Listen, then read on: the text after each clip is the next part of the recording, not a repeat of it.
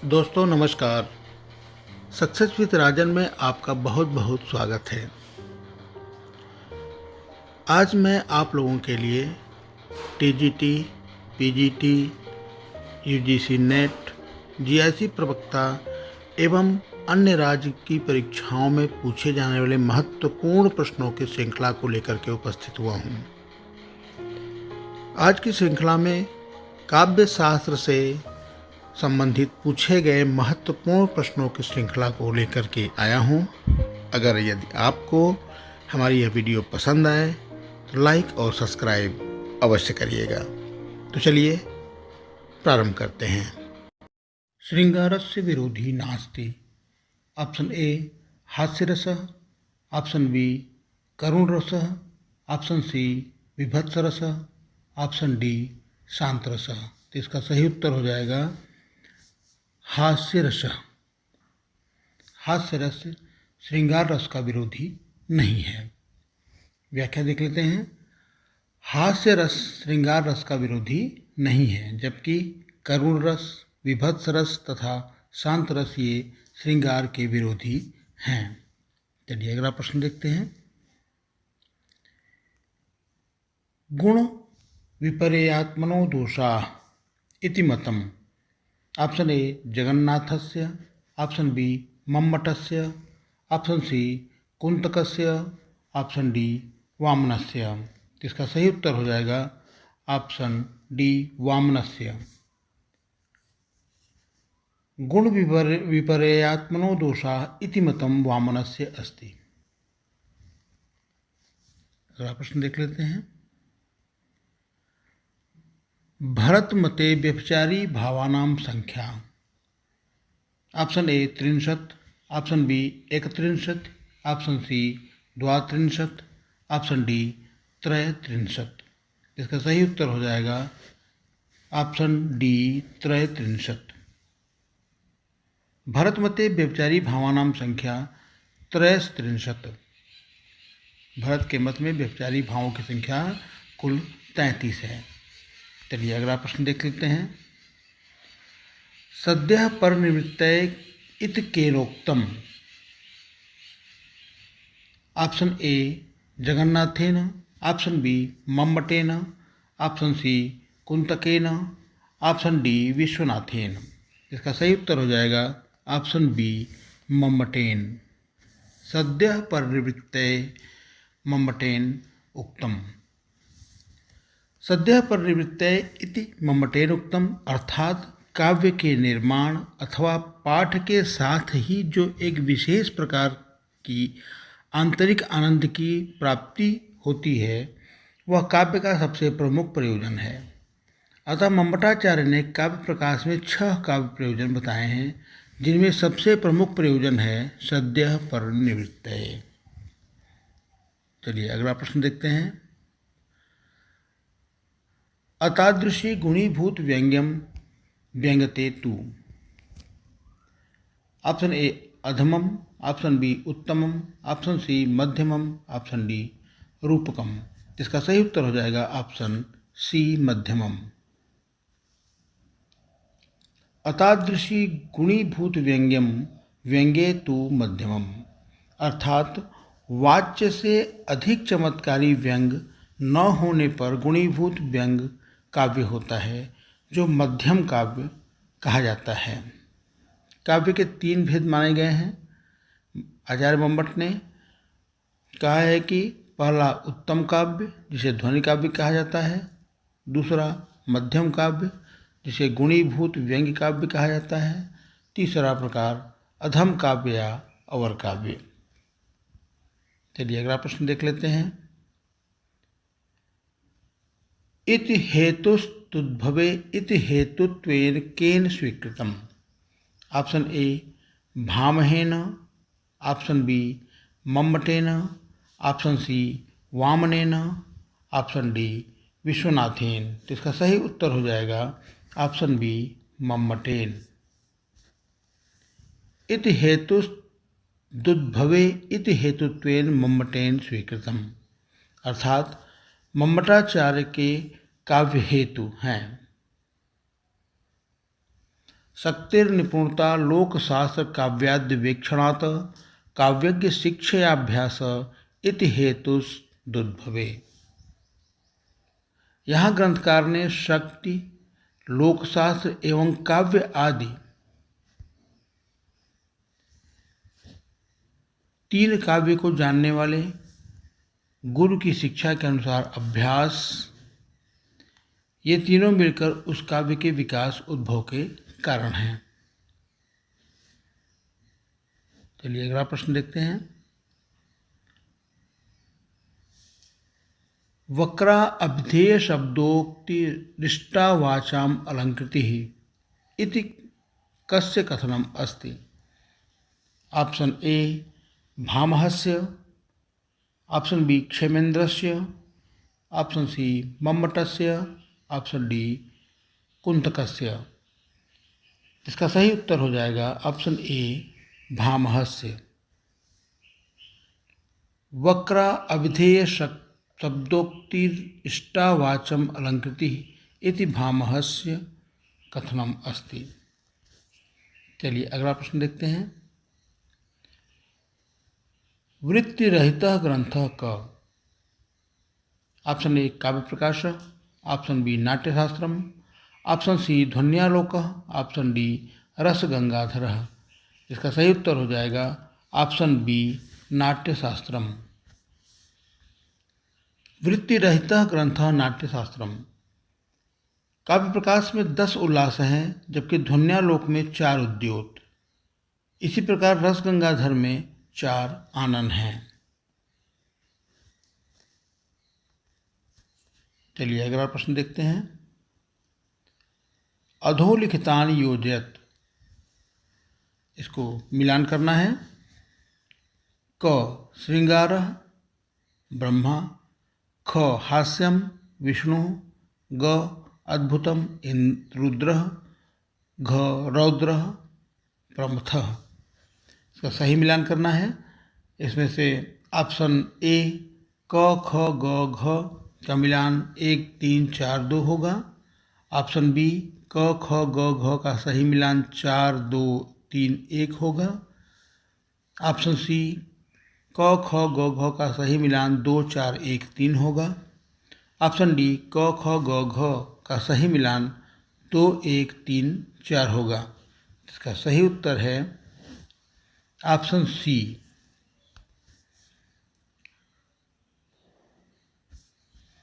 क ख ग घ का सही उत्तर 2 4 1 3 होगा। चलिए इसकी व्याख्या देख लेते हैं। श्रृंगार रस का मिलान होगा विष्णु, हास्यम का प्रमथः, अद्भुतम का ब्रह्मा और रौद्र का मिलान रुद्र होगा। चलिए अगला प्रश्न देख लेते हैं। औचित्य विचार चर्चायाम प्रारंभे कस्य स्तुति कृता? ऑप्शन ए शिवस्य, ऑप्शन बी अच्युतस्य, ऑप्शन सी वाग्देव्याः, ऑप्शन डी नृसिंहस्य। इसका सही उत्तर हो जाएगा ऑप्शन बी अच्युतस्य। व्याख्या देख लेते हैं। औचित्य विचार चर्चायाम प्रारंभे अच्युतस्य स्तुति कृता। जबकि शिव की स्तुति कुमार शंभुम तथा मृच्छकटिक में की गई है, काव्य प्रकाश में वाग्देव्या की स्तुति की गई है, जबकि ध्वन्यालोक में नृसिंहस्य अर्थात विष्णु की स्तुति की गई है।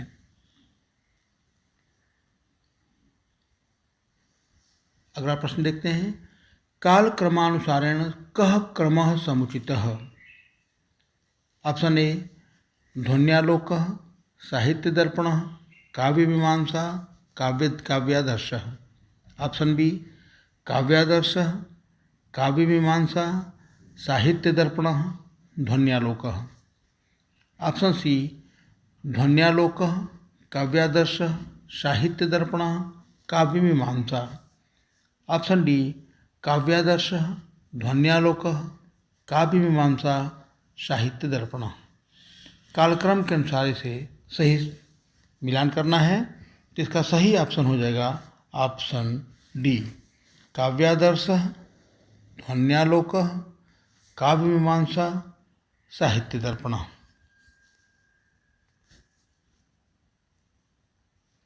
चलिए अगला प्रश्न देखते हैं। काव्य घटना अनुकूल शब्दार्थों विस्तृति का। ऑप्शन ए समाधि, ऑप्शन बी प्रतिभा, ऑप्शन सी निपुणता, ऑप्शन डी रमणीयता। इसका सही उत्तर हो जाएगा ऑप्शन बी प्रतिभा। व्याख्या देख लेते हैं। काव्य घटना अनुकूल शब्दोर्थो स्थिति प्रतिभा, प्रतिभा का लक्षण नवोन्मेष शालिनी प्रतिभा मता। इस प्रकार विद्वानों द्वारा दिया गया है। दर्शन के अनुसार समाधि के दो भेद हैं। पहला है सविकल्पक समाधि, दूसरा निर्विकल्पक समाधि। चलिए अगला प्रश्न देखते हैं। मत्तवारिणी कतिभि स्तंभैर्विरच्यते। ऑप्शन ए अष्टाभि, ऑप्शन बी चतुर्भि, ऑप्शन सी द्वादशभि, ऑप्शन डी दशभि। इसका सही उत्तर हो जाएगा चतुर्भि। मत्तवारिणी चतुर्भि स्तंभैर्विरच्यते। दिशाएं 8 प्रकार की तथा देवता 8 प्रकार के होते हैं। द्वादशभि अर्थात 12 प्रकार की राशियां होती हैं तथा 10 प्रकार के रूपक कहे गए हैं। इस प्रकार से दिशाएं 8, देवता 8 प्रकार के, दिशाएं राशियां 12 प्रकार की तथा 10 प्रकार के रूपक कहे गए हैं। चलिए अगला प्रश्न देखते हैं। स्फुट प्रतीयमानार्थरहितम काव्यम किम। ऑप्शन ए गुणीभूत व्यंग्यम, ऑप्शन बी उत्तमोत्तमम, ऑप्शन सी चित्रम, ऑप्शन डी ध्वनियुतम। इसका सही उत्तर हो जाएगा ऑप्शन सी चित्रम। स्फुट प्रतीयमानार्थ रहितम काव्यम चित्रम, अर्थात स्फुट प्रतीयमान अर्थ से रहित काव्य चित्र काव्य है। काव्य के मुख्यतः 3 भेद हैं। पहला उत्तम काव्य, दूसरा मध्यम काव्य, तीसरा अधम काव्य। चलिए अगला प्रश्न देखते हैं। गौरयम कस्योदाहरणम। ऑप्शन ए साध्यवसाना गौड़ी लक्षणाया, ऑप्शन बी शाब्दी व्यंजनाया, ऑप्शन सी शुद्धा लक्षणाया, ऑप्शन डी सारोपाल लक्षणाया। तो इसका सही उत्तर हो जाएगा ऑप्शन ए साध्यवसाना गौड़ी लक्षणाया। साध्यवसाना गौड़ी लक्षणाया उदाहरणम गौरयम। साध्यवसाना गौड़ी लक्षणा का उदाहरण गौरयम है। चलिए अगला प्रश्न देखते हैं। गौड़ी लक्षणाया ज्ञानम भवति।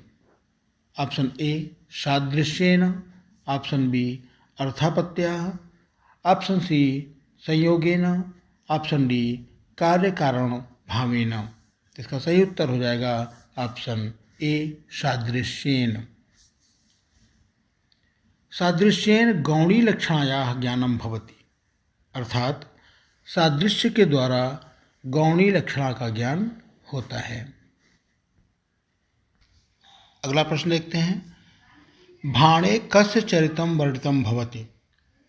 ऑप्शन ए मूर्खस्य, ऑप्शन बी धूर्तस्य, ऑप्शन सी विदूषकस्य, ऑप्शन डी प्रतिनायकस्य। इसका सही उत्तर हो जाएगा ऑप्शन बी धूर्तस्य। भाणे धूर्तस्य चरितम वर्णितम भवति, अर्थात भाण में धूर्त के चरित्र का वर्णन होता है। यह एक अंक तथा एक ही पात्र का रूपक है। वह पात्र विट रहता है जो आकाशभाषित के रूप में स्वयं प्रश्न उत्तर का प्रयोग करता है। चलिए अगला प्रश्न देखते हैं। गुणवृत्त्या पुनरस्तेषां वृत्ति शब्दार्थयोर्मता कस्य कथनम इदम। ऑप्शन ए वामनस्य, ऑप्शन बी विश्वनाथस्य, ऑप्शन सी मम्मटस्य, ऑप्शन डी भामहस्य। तो इसका सही उत्तर हो जाएगा ऑप्शन सी, मम्मटस्य।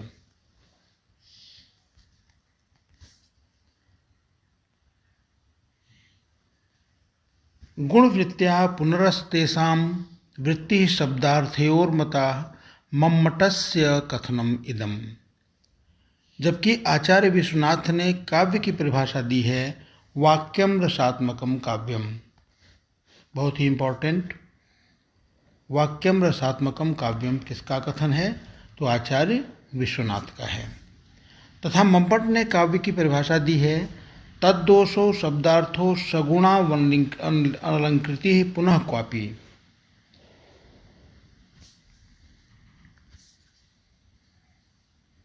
शब्दार्थ सहितो काव्यम। आचार्य भामह ने ऐसा कहा है। इसी प्रकार आचार्य वामन ने रीतिरात्मा काव्यस्य कहकर काव्य का लक्षण दिया है। ये सारे कथन बहुत ही महत्वपूर्ण है, इसको आप अलग से जरूर कॉपी में नोट करें कि किसका कथन है। ये बहुत ही इम्पोर्टेंट प्रश्न है, ये अक्सर परीक्षाओं में पूछ लिया जाता है कि आचार्य विश्वनाथ का कथन है वाक्यम रसात्मकम काव्यम, आचार्य मम्मट का कथन है तद्दोषो शब्दार्थो सगुणा अलंकृति, आचार्य भामह ने कहा है शब्दार्थो सहितो काव्यम, और आचार्य वामन ने कहा है रीतिरात्मा काव्यस्य। इस प्रकार से काव्य का लक्षण दिया गया है। चलिए अगला प्रश्न देखते हैं। विशेषणैर्यात्साकुतैरुक्तिः।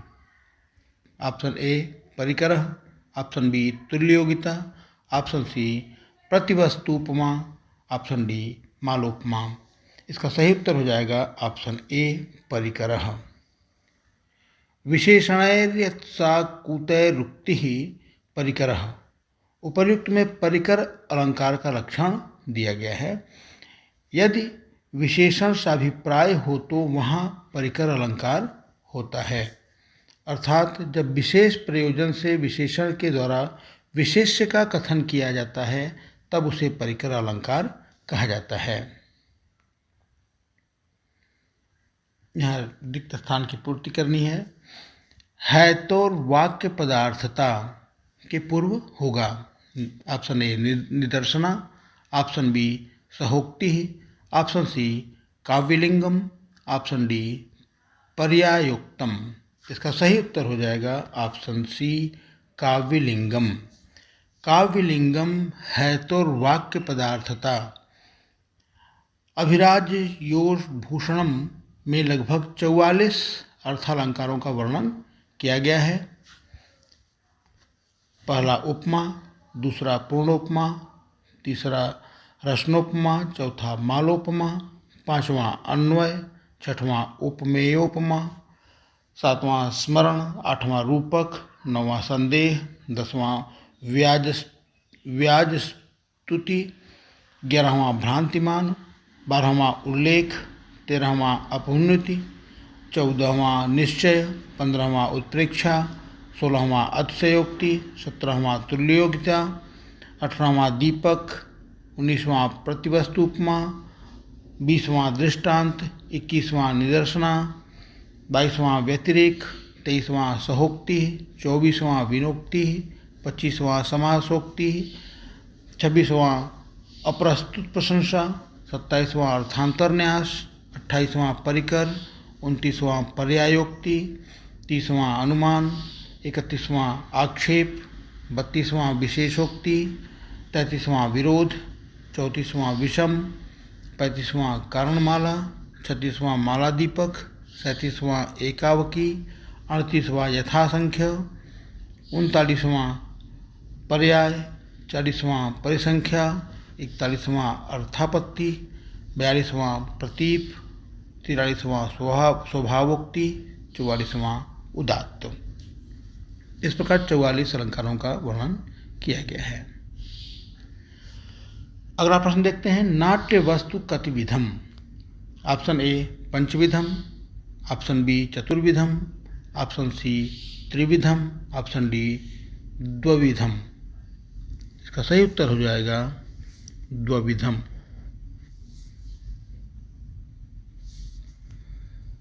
नाट्य वस्तु द्विविधम अस्ति, अर्थात 10 रूपक ग्रंथ में नाट्य वस्तु के 2 प्रकार बताए गए हैं। पहला आधिकारिक और दूसरा है प्रासंगिक।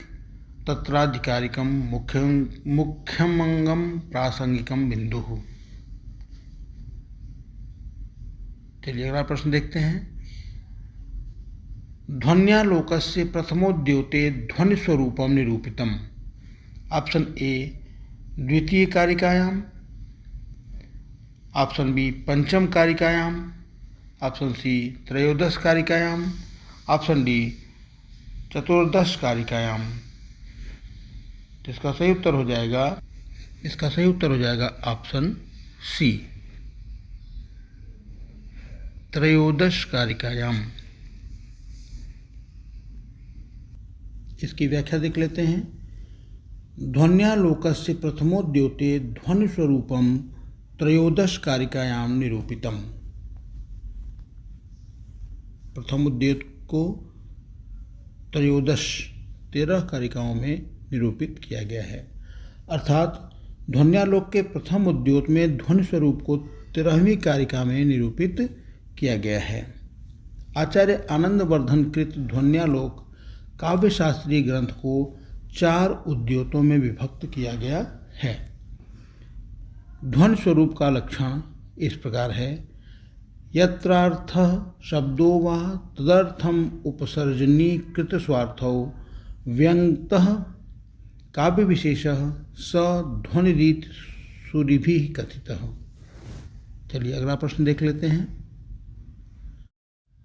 अन्योन्नान अतिरिक्तत्वं मनोहारेण अवस्थितिः इत्युक्तिः केन ग्रंथेन संबद्धा। ऑप्शन ए काव्य प्रकाशेन, ऑप्शन बी वक्रोक्ति जीवितेन, ऑप्शन सी साहित्य दर्पणेन, ऑप्शन डी 10 रूपकेण। इसका सही उत्तर हो जाएगा ऑप्शन बी वक्रोक्ति जीवितेन। अन्योन्नान अतिरिक्तत्वं मनोहारेण्य अवस्थितिः इत्युक्तिः वक्रोक्ति जीवितेन ग्रंथेन संबद्धा। अर्थात उपर्युक्त कथांश वक्रोक्त जीवितम आचार्य कुंतक में है। यहाँ एक हमें प्रश्न मिल जाता है कि वक्रोक्त जीवितम के कर्ता कौन है, तो आचार्य कुंतक हैं। साहित्य दर्पण के कृतिकार आचार्य विश्वनाथ हैं, जबकि 10 रूपक धनंजय विरचित है तथा काव्य प्रकाश आचार्य मम्मट का है। चलिए अगला प्रश्न देखते हैं। रंग पूजनम कस्मिन् नक्षत्रे कर्तव्यम। ऑप्शन ए आर्द्रायाम, ऑप्शन बी रेवत्याम, ऑप्शन सी ज्येष्ठायाम, ऑप्शन डी भरण्याम। इसका सही उत्तर हो जाएगा ऑप्शन ए आर्द्रायाम। रंग पूजनम आर्द्रायाम नक्षत्रे कर्तव्यम। चलिए अगला प्रश्न देखते हैं। माधुर्यम सुकुमारस्य मार्गस्य गुणः। इसमें निम्नलिखित विकल्पों में से सही विकल्प चुनना है। ऑप्शन ए प्रथितो, ऑप्शन बी कथितो, ऑप्शन सी सहितो, ऑप्शन डी प्रथमा। इसका सही उत्तर हो जाएगा ऑप्शन डी प्रथमा। माधुर्यम सुकुमारस्य मार्गस्य प्रथमा गुणः। अर्थात माधुर्य सुकुमार मार्ग का प्रथम गुण है।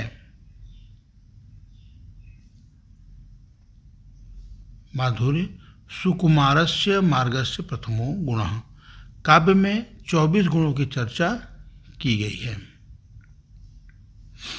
तो आज के लिए बस इतना ही। अगर आपको यह वीडियो पसंद आती है तो लाइक और सब्सक्राइब अवश्य करें। धन्यवाद।